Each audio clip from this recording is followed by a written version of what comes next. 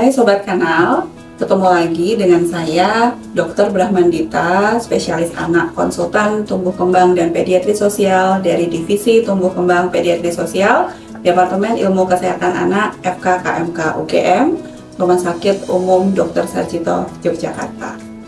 Kali ini saya akan sedikit sharing tentang bagaimana pemantauan tumbuh kembang pada anak. Seperti kita ketahui bahwa pertumbuhan dan perkembangan merupakan ciri khas seorang anak. Pertumbuhan dan perkembangan ini merupakan dua hal yang terpisah, dua hal yang berbeda, tetapi keduanya saling berhubungan satu dengan yang lain, saling mempengaruhi satu dengan yang lain. Ciri dari pertumbuhan, di mana pertumbuhan merupakan suatu proses pertambahan ukuran, suatu proses perubahan bentuk, suatu proses perubahan besaran, dinilai secara kuantitas. Ciri dari pertumbuhan adalah kecepatannya tidak sama. Jadi kecepatan pertumbuhan dalam usia anak itu tidak konstan dan ada perubahan proporsi tubuh. Cara mengukurnya juga mudah, kita bisa melihat berat badan, tinggi badan atau panjang badan, lingkar kepala, dan lingkar lengan atas. Di sisi yang lain, perkembangan di mana merupakan suatu proses peningkatan kemampuan, adanya peningkatan fungsi organ yang memiliki pola yang tertentu dan teratur. Jadi, perkembangan di sini sifatnya bisa diprediksi sebagai suatu hasil maturasi, dan kalau kita lihat pengukuran perkembangan atau penilaian perkembangan pada seorang anak ini lebih sulit dibandingkan dengan pertumbuhan. Ciri khas yang membedakan anak dengan dewasa adalah pertumbuhan dan perkembangan. Mereka berdiri sendiri, saling berkaitan, dan ada beberapa faktor yang mempengaruhi pertumbuhan dan perkembangan pada seorang anak. Faktor-faktor yang mempengaruhi pertumbuhan dan perkembangan pada seorang anak antara lain, satu, faktor genetik. Ini dipengaruhi bagaimana genetik yang diturunkan dari kedua orang tuanya. Yang kedua adalah faktor nutrisi, kecukupan gizi. Di sini akan sangat mempengaruhi bagaimana seorang anak itu tumbuh dan berkembang. Yang ketiga adalah stimulasi. Jadi adanya stimulasi, adanya proses pembelajaran, adanya informasi-informasi yang didapatkan dari lingkungan akan sangat mempengaruhi pertumbuhan dan perkembangan, terutama dalam hal ini adalah aspek perkembangan, di mana sinaptogenesis dan myelinisasi ini akan sangat terpengaruh. Yang berikutnya adalah kejadian-kejadian penyakit. Jika seorang anak sering sakit, maka akan sangat mempengaruhi pertumbuhan dan perkembangannya, di mana biasanya kalau anak sering sakit, otomatis dia nggak mau makan, maka berat badannya nggak naik, pertumbuhannya terganggu. Ketika anak sering sakit, kesempatan untuk belajar menjadi berkurang, stimulasinya tidak adekuat, maka perkembangannya akan terganggu.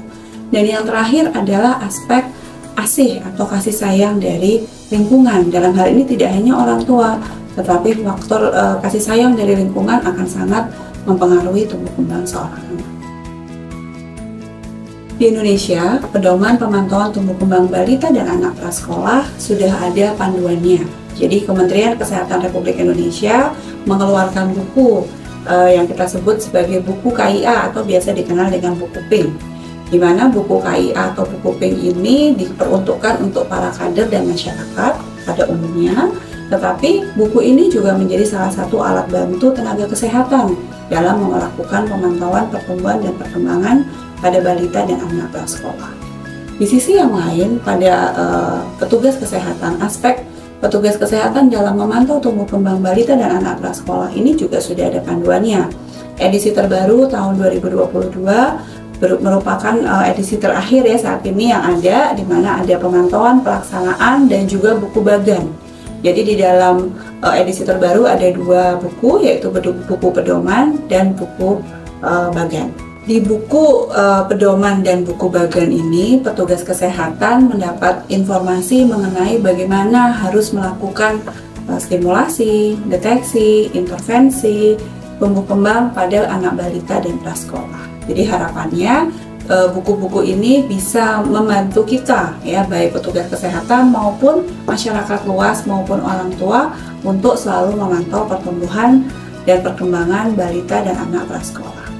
Di dalam konsep pemantauan tumbuh kembang, ini adalah konsep yang ada di dalam buku SDIDTK tadi, di mana Stimulasi dan pemantauan tumbuh kembang seorang anak itu diawali dari keluarga.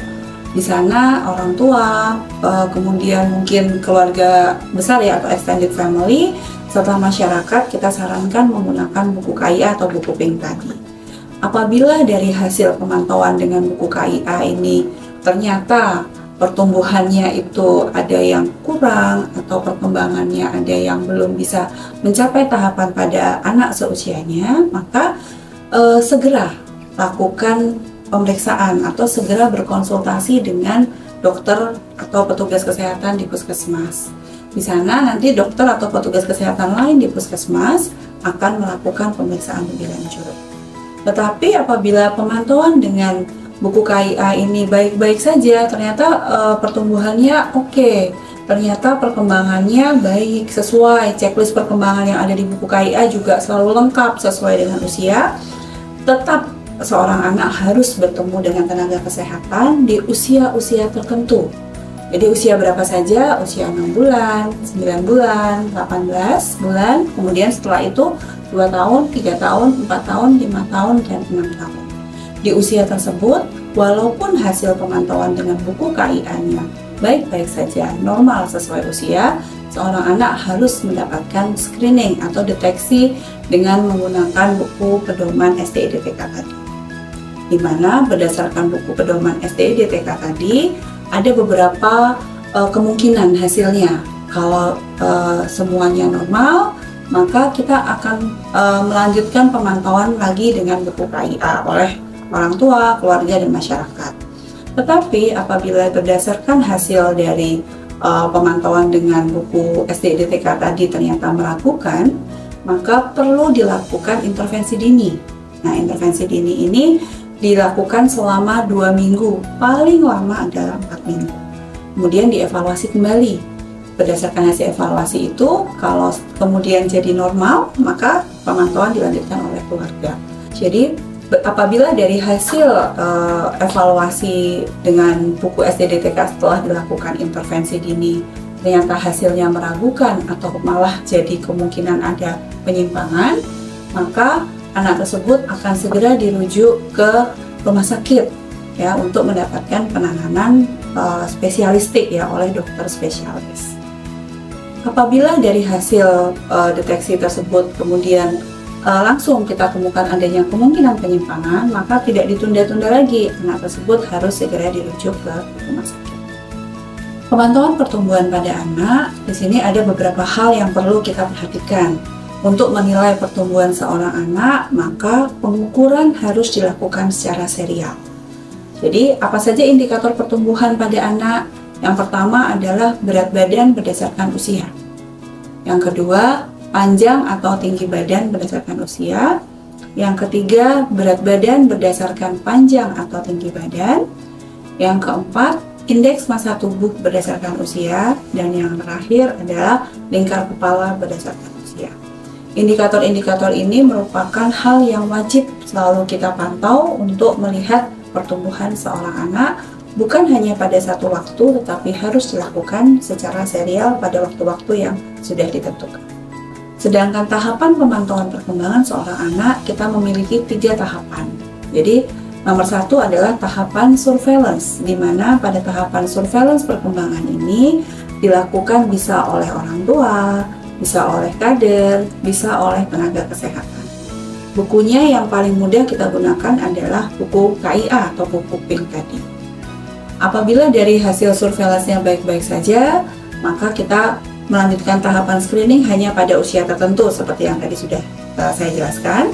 Atau apabila sewaktu-waktu kita menemukan adanya masalah pada tahapan surveillance perkembangan, maka kita segera lanjutkan ke tahapan screening perkembangan, di mana tahapan screening perkembangan ini bisa dilakukan oleh tenaga kesehatan, guru PAUD atau TK yang sudah terlatih dengan menggunakan pedoman SDID-TK tadi, atau oleh tenaga kesehatan lain seperti misalkan dokter umum, dokter spesialis apabila bertemu dengan anak-anak ini di layanan spesialistik. Kemudian apabila dari hasil screeningnya ternyata kita mencurigai kemungkinan ada gangguan perkembangan, maka dilakukan tahapan berikutnya, yaitu tahapan assessment, di mana tahapan assessment ini tujuannya untuk menegakkan diagnosis masalah apa yang terjadi pada anak tersebut. Di sini bisa dilakukan oleh profesional seperti dokter spesialis, psikolog, ahli gizi, atau dokter subspesialistik lainnya. Berdasarkan buku pedoman SDIDPK tadi, ada beberapa jadwal deteksi untuk penyimpangan pertumbuhan dan perkembangan. Di sini kita bisa lihat kolom untuk deteksi dini penyimpangan pertumbuhan, kolom untuk deteksi dini penyimpangan perkembangan, serta ada juga bagian dari deteksi dini penyimpangan perkembangan itu adalah penyimpangan perilaku dan emosi. Nah, di mana deteksi dini penyimpangan perilaku dan emosi ini dilakukan hanya atas indikasi saja. Jadi kalau tidak ada indikasinya, maka kita tidak perlu melakukan deteksi dini untuk masalah-masalah tersebut. Setelah kita tahu bahwa ternyata pertumbuhan dan perkembangan pada seorang anak ini harus selalu dipantau. Kenapa? Banyak hal yang mempengaruhi dan pemantauannya juga sudah ada panduannya. Nah, di sisi yang lain, pola pengasuhan pada anak ini yang tadi saya sampaikan menjadi salah satu faktor yang mempengaruhi tumbuh kembang seorang. Pola pengasuhan pada anak. Saat ini konsep dari pola pengasuhan pada balita dan anak prasekolah menggunakan pendekatan nurturing care, di mana pendekatan nurturing care ini awalnya dikemukakan oleh WHO, terdiri dari 5 pilar. Yang pilar pertama adalah pemenuhan kesehatan anak. Kedua, memberikan nutrisi yang adekuat. Pilar ketiga, pengasuhan yang responsif. Pilar keempat, terjaminnya keamanan dan keselamatan anak. Pilar kelima, memberikan kesempatan belajar sejak dini atau yang kita kenal dengan stimulasi dini. Mari kita diskusikan pendekatan nurturing care ini satu persatu. Pilar pertama, pemenuhan kesehatan anak. Beberapa hal yang bisa kita lakukan untuk memenuhi kesehatan seorang anak, seperti memantau kondisi fisik dan psikologis, termasuk di dalamnya adalah kita melakukan pemantauan pertumbuhan dan perkembangan. Yang kedua, menjaga kebersihan diri maupun lingkungan untuk meminimalkan infeksi. Selain menjaga kebersihan diri maupun lingkungan, imunisasi merupakan salah satu upaya yang bisa kita lakukan juga untuk mencegah penyakit yang bisa dicegah dengan imunisasi. Jadi saat ini imunisasi dianggap sebagai salah satu upaya preventif yang efektif untuk mencegah penyakit-penyakit yang bisa dicegah dengan imunisasi. Yang berikutnya adalah mengenali tanda-tanda anak sakit, maka orang tua harus segera mendatangi layanan kesehatan untuk mendapatkan pengobatan. Yang terakhir, selain untuk pemenuhan kesehatan anak, maka hal yang paling penting juga adalah dukungan kesehatan mental orang tua, di mana apabila kesehatan mental orang tua ini tidak baik, mengalami gangguan, otomatis pemenuhan kebutuhan kesehatan anak juga akan terganggu. Pilar kedua adalah pemberian nutrisi yang adekuat.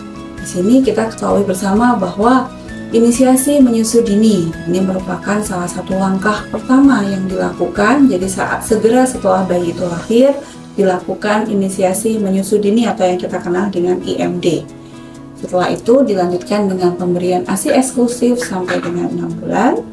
MPASI atau makanan pendamping ASI diberikan mulai usia 6 bulan sambil melanjutkan pemberian ASI sampai dengan 2 tahun.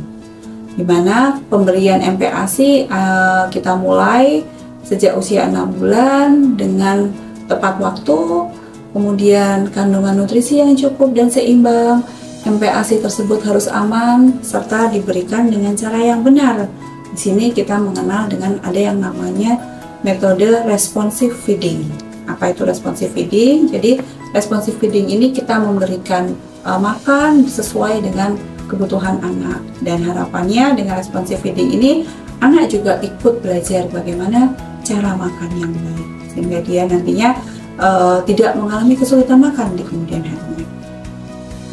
Di dalam buku KIA sudah banyak informasi yang bisa kita lihat. Ini sebagai salah satu cuplikan dari buku KIA, pemenuhan gizi pada anak usia 6-23 bulan. Jadi kalau tadi 0-6 bulan kita harapkan bisa mendapatkan ASI eksklusif, kemudian 6-23 bulan ini adalah salah satu contoh pedoman makan pada anak.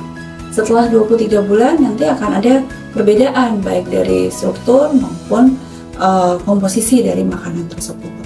Jadi kalau kita mulai pemberian makan pada anak di usia 6-8 bulan, kira-kira makanannya masih harus halus ya, di sini dengan cara disaring. Sudah mulai bisa ada perubahan tekstur menjadi lebih kasar. Di sini bisa dengan dicincang gitu ya. Kemudian dari 1 tahun sampai 23 bulan, di sini sebenarnya anak di atas tahun sudah bisa makan makanan keluarga. Nah, di sini ya makanannya seperti biasa. Yang membedakan antara 12 bulan sampai 23 bulan dan di atas 23 bulan nanti dari sisi komposisi makanannya sesuai dengan kebutuhan dari pertumbuhan seorang. Pilar ketiga, responsive caregiver. Jadi kalau kita lihat bahwa sebagai seorang pengasuh kita harus sensitif dan responsif, di mana komunikasi dan interaksi dua arah antara anak dengan pengasuh ya, dalam hal ini orang tua sebagai pengasuh, atau misalkan juga kadang anak ini diasuh oleh kakek dan neneknya atau ada pengasuh yang lain, semuanya harus juga sensitif dan responsif, memberikan stimulasi dan perkembangan psikososial dan emosi serta mental anak sehingga nantinya bisa berkembang dengan baik. Responsive feeding juga merupakan salah satu bentuk dari responsive caregiver, begitu ya. Jadi apa yang dilakukan pengasuh seperti memberikan makan dengan prinsip-prinsip responsive feeding. Pengasuh bisa mengenali apabila anak sedang sakit atau tidak. Apabila dia sakit, segera dibawa ke rumah sakit atau dibawa ke tenaga kesehatan. Kemudian pengasuh juga memberikan perlindungan ya apabila anak dalam kondisi bahaya. Dengan itu maka pilar keempat ini akan terjamin, yaitu terjaminnya keamanan dan keselamatan pada anak.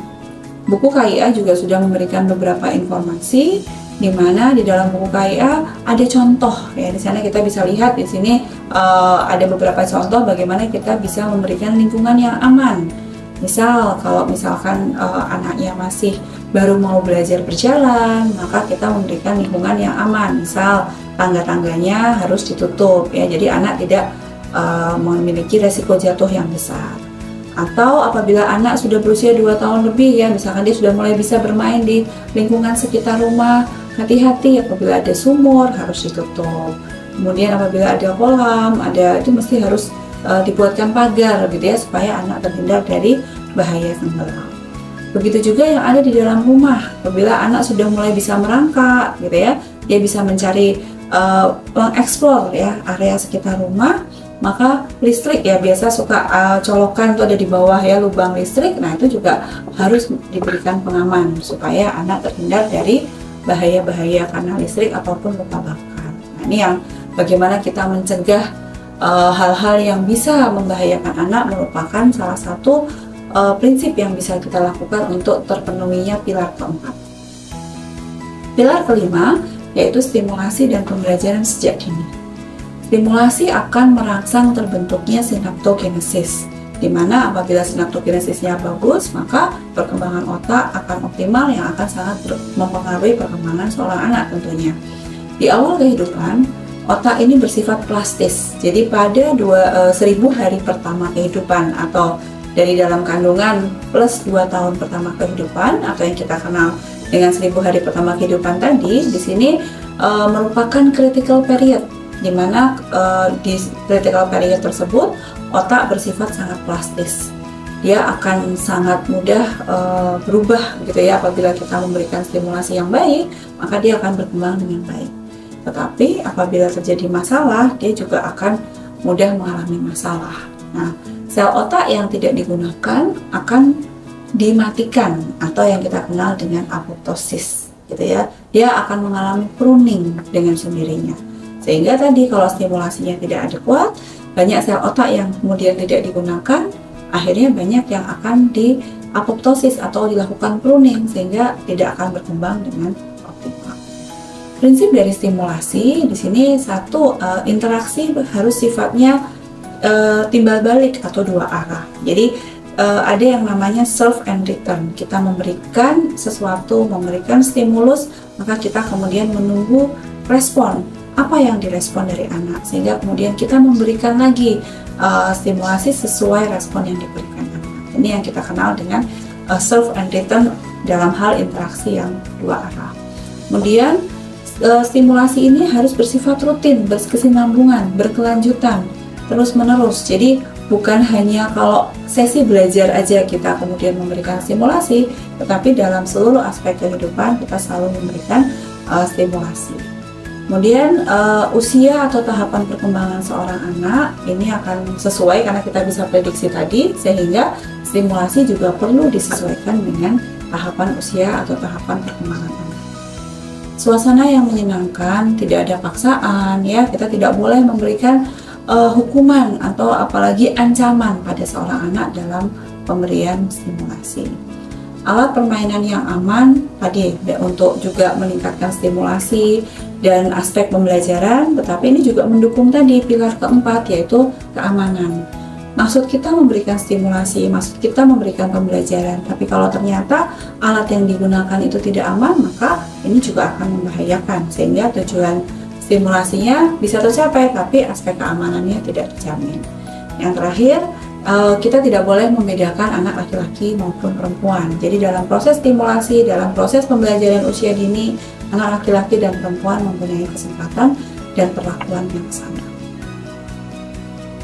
Di buku KIA ini menjadi salah satu juga yang mudah untuk kita pelajari. Kita juga mudah untuk mengedukasi para orang tua untuk juga ikut belajar. Di sana ada informasi terkait stimulasi dan deteksi dini perkembangan, mulai dari bayi baru lahir sampai nanti anak usia 6 tahun. Di sebelah kanan bawah itu ada yang kita kenal dengan checklist perkembangan. Ini tadi yang di awal saya jelaskan bahwa apabila checklist perkembangan ini sudah lengkap sesuai dengan usianya, maka tetap pada usia-usia tertentu tadi anak harus mendapatkan deteksi oleh tenaga kesehatan. Yang berikutnya adalah hal yang tidak kalah penting dalam kita memberikan stimulasi. Biasanya kita menggunakan berbagai macam media, seperti diantaranya adalah media layar kaca. Nah, ada beberapa hal yang perlu diperhatikan dalam hal memberikan atau stimulasi menggunakan media layar kaca. Di sini rekomendasi screen time berdasarkan Ikatan Dokter Anak Indonesia. Untuk anak di bawah 1 tahun, kita tidak boleh merekomendasikan untuk menonton apapun dari layar kaca, ya. Jadi apakah dia video edukasi, kemudian mungkin film atau hal-hal lain yang berhubungan dengan layar kaca. Begitu juga sampai dengan anak usia 2 tahun tidak dianjurkan.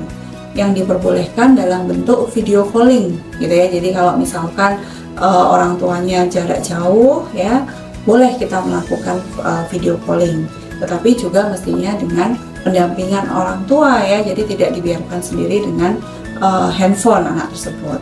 Kemudian di atas 2 tahun, di sini 2 sampai 3 tahun disarankan tidak lebih dari 1 jam dalam 24 jam.